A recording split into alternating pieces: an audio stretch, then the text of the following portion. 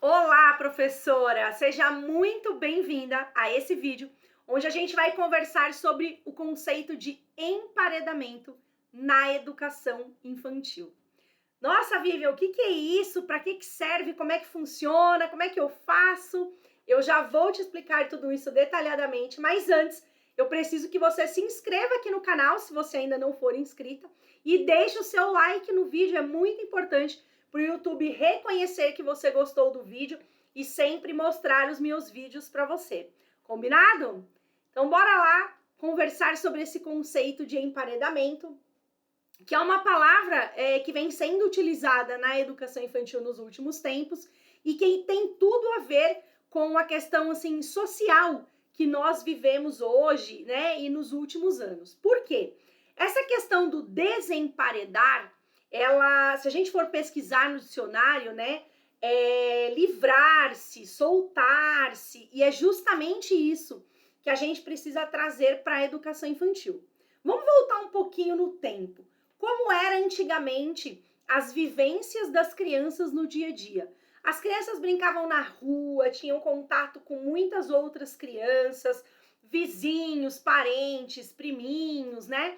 Brincavam bastante no espaço aberto, no quintal, na rua, nos parques, nas praças.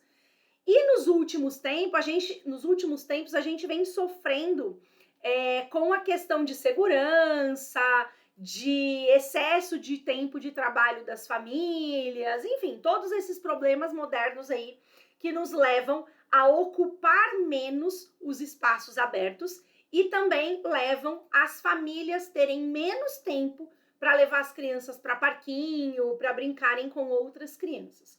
Isso pensando no nosso contexto social de maneira geral. Mas na escola é diferente. Na escola a gente tem que ter justamente essa oportunidade, né?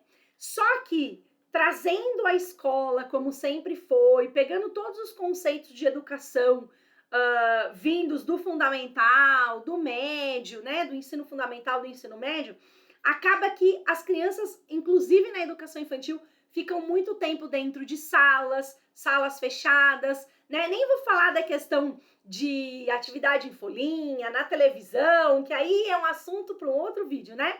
Mas ficam muito tempo nessas salas fechadas. E é justamente a necessidade de romper com essas paredes, né? De ir para os espaços abertos, de desemparedar as crianças. É justamente isso que trata esse conceito. Bom, dito o que significa exatamente a palavra, né, para você entender qual é o conceito dentro da escola, de que maneira isso pode ser feito? Um ponto importante que eu vejo para as escolas é que qualquer espaço aberto que você tenha na sua escola, seja um gramado, seja uma quadra, seja um campinho, um parque, um quintalzinho, qualquer espaço aberto que tenha numa escola de educação infantil, é importante que esse espaço seja usado o tempo todo. Muitas vezes a professora fala assim, Vivi, eu não posso ficar o tempo todo do lado de fora, porque a gente tem que revezar com as outras professoras, né? Tem que fazer uma escala de horário para que todas as turmas utilizem. Ok, isso faz parte. Mas, mesmo com essa escala de horários, tem momentos que as escolas ficam com seus espaços abertos vazios, sem utilização. E é isso que a gente precisa evitar, né? Tem tanta escola, infelizmente, que não tem muito espaço aberto, ou muito ou nenhum espaço aberto, o que precisaria mudar, é lógico, né? Mas tem escola que tem e não usa. Então vamos começar por esse conceito. O que eu tenho na minha escola? Qual é o espaço que eu poderia ocupar na minha escola, do qual eu não estou ocupando ainda? E se você é coordenadora, se você é gestora, você também precisa colocar essas questões para as professoras, né?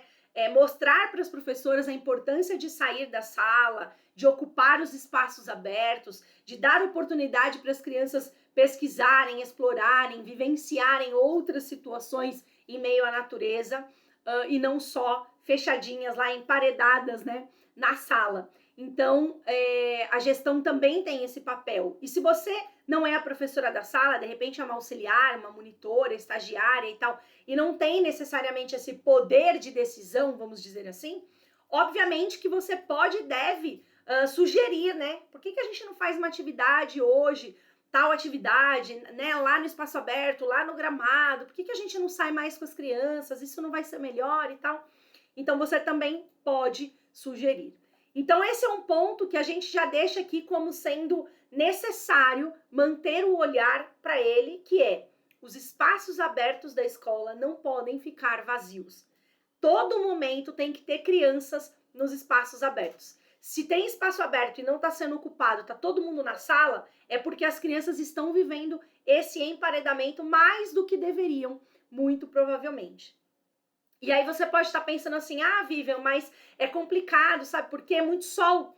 Que na minha escola bate muito sol, tem horário que não dá pra gente ficar. Se bate muito sol, já vamos pensar em alguma estratégia para conseguir aproveitar um pouquinho do sol e também oferecer uma sombra nesse lugar.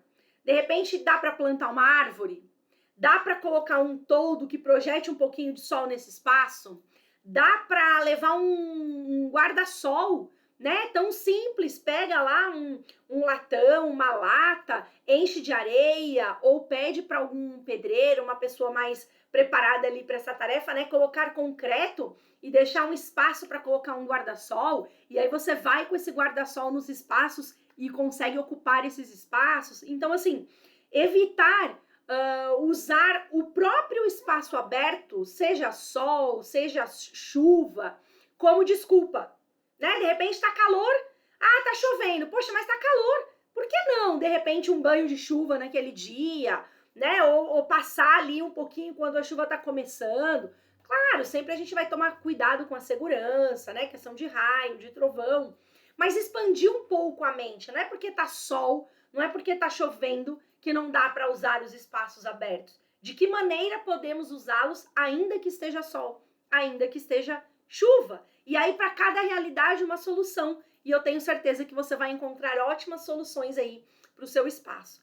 Mas agora você pode estar se perguntando assim: Vivian, legal, eu não tinha pensado por esse lado, vou voltar o meu olhar para isso e tal, mas de que maneira isso ajuda no dia a dia?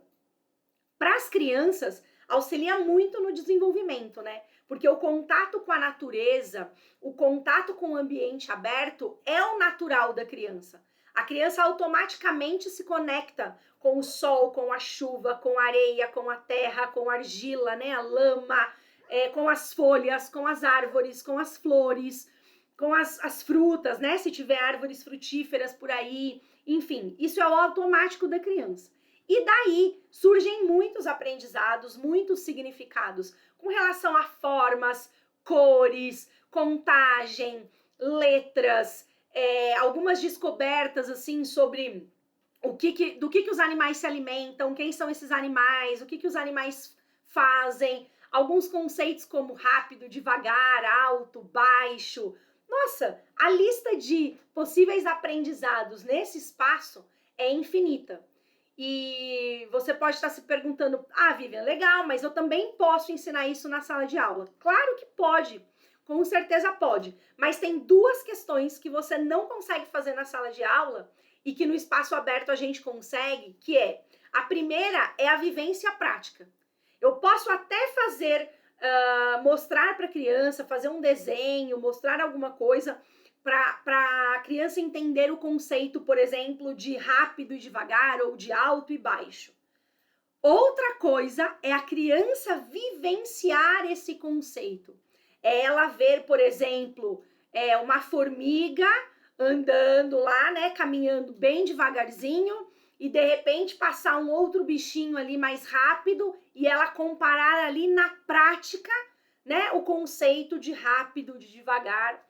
Ou ela vê uma planta alta e uma plantinha mais baixa e ela vivenciar o conceito de alto e baixo, se comparando, inclusive, com aquilo, né? Com aquele objeto, com aquela planta, com o que for que tem ali naquele espaço. Então, essa vivência, ela transforma, ela significa o aprendizado da criança. É muito mais fácil da criança aprender, da criança se conectar com aquilo, do que se fosse só na sala, só no papel, de uma maneira mais abstrata. Eles precisam muito do concreto na educação infantil. Então, esse é um ponto. E o segundo ponto é muito importante também, e não está diretamente relacionado com o aprendizado, mas está relacionado com a questão dos conflitos. Se eu confino as crianças dentro da sala de aula, a chance daquilo gerar mais conflito é muito grande.